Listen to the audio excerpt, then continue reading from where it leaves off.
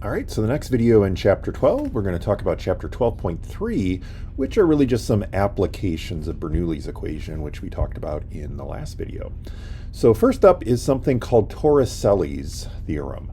So one of the common things, well, a common example of this pressure versus depth. So you take a container, fill it with a fluid like water, and then you drill a set of holes along the side.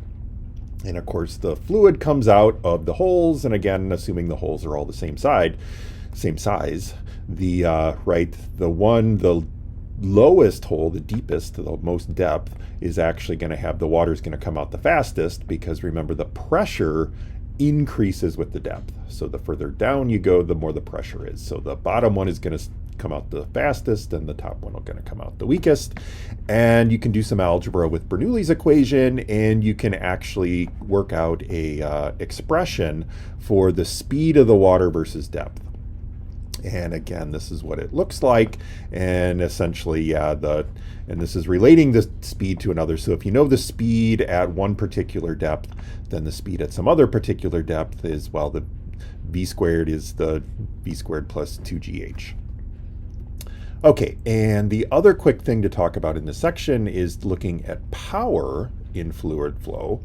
And remember, so we looked at Bernoulli's equation. Bernoulli's equation was really just conservation of energy, and it was energy over volume.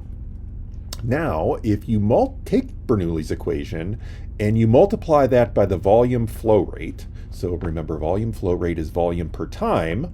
Well, if we've got energy per volume times volume per time, the volume cancels out, we get energy per time, and remember, energy per time is power.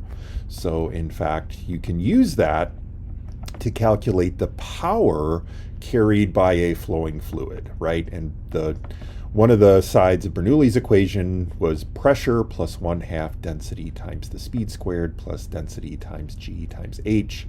And again, you multiply that by volume flow rate Q, and that gives you the power carried by a fluid.